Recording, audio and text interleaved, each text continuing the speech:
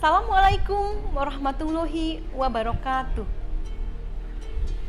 Jumpa kembali dengan Ibu Neneng Sulastri di channel SMKN 7 Kota Serang. Pada kesempatan ini, Ibu akan menyampaikan mengenai teks cerita sejarah. Setelah pembelajaran ini, Ibu harapkan kalian mampu mengidentifikasi informasi dalam cerita sejarah. Dan yang kedua, kalian mampu menganalisis kebahasaan cerita teks sejarah. Yang pertama, apa itu teks cerita sejarah?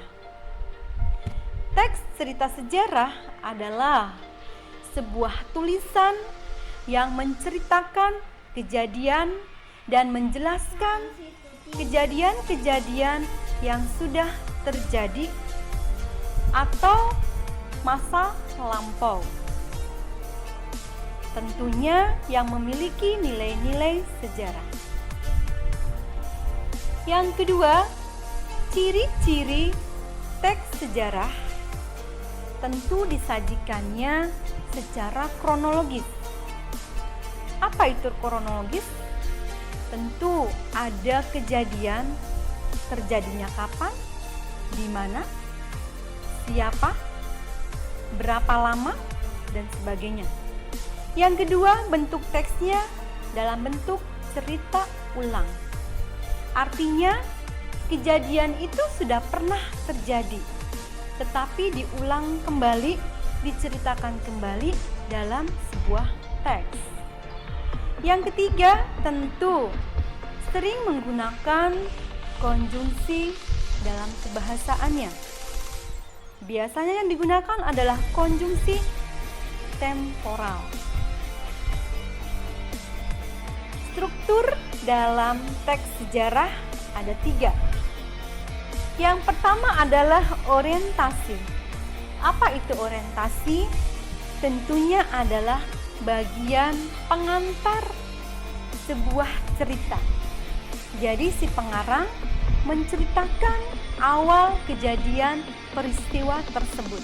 Yang kedua adalah urutan peristiwa. Di dalam urutan peristiwa tentu ada konflik, ada rising action, ada puncak konflik. Jadi menceritakan kejadian-kejadian yang menjadi center pembicaraan. Nah, yang ketiga adalah reorientasi. Di dalam reorientasi itu biasanya menyajikan sebagai penutup itu adanya komentar, ada juga menceritakan fungsi kembali sebagai penutup. Kaidah kebahasaan di dalam teks cerita sejarah tentu ada pronomina sebagai kata benda. Jika kita menceritakan sejarah Raden Ajeng Kartini, maka pronomina di situ adalah sebagai manusia, adalah Raden Ajeng Kartininya. Yang kedua adalah frase adverbial, menunjukkan kejadian-kejadian tempat. Misalnya, di suatu daerah atau juga bisa menunjukkan tempat yang lain. Beberapa bulan kemudian, di tempat itu menunjukkan suatu kejadian. Yang ketiga adalah verba material. Di situ ada menunjukkan aktivitas. Misalnya dengan menggunakan kata kerja. Membaca, membangun, bisa juga menceritakan, mendeskripsikan, menghitung.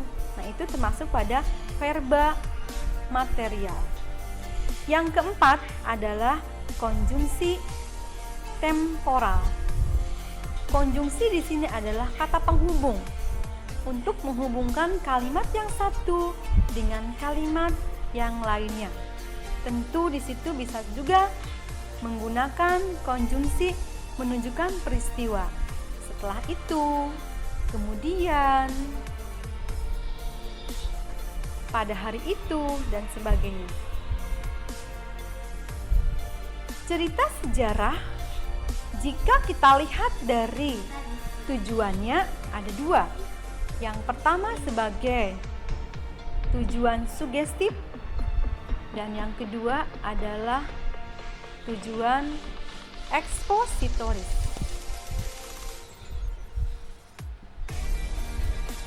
Nah, di dalam cerita sejarah yang tujuannya bersifat khayalan, maka bisa disajikan dalam bentuk novel, cerpen, prosa, hikayat, dongeng, dan sebagainya.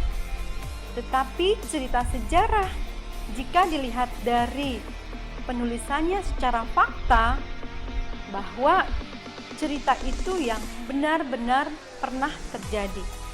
Contohnya, cerita sejarah Raden Ajeng Kartini atau cerita Perang Dunia Kedua atau cerita sejarah terjadinya atau terbentuknya kota Serang. Itu juga bisa disebut sebagai teks sejarah.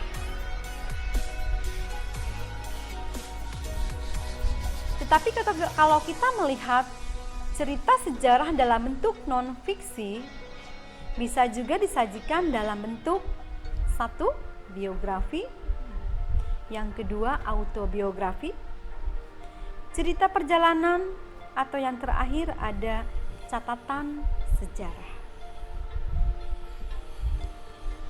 Demikian yang bisa Ibu sampaikan, lebih jelasnya kita simak.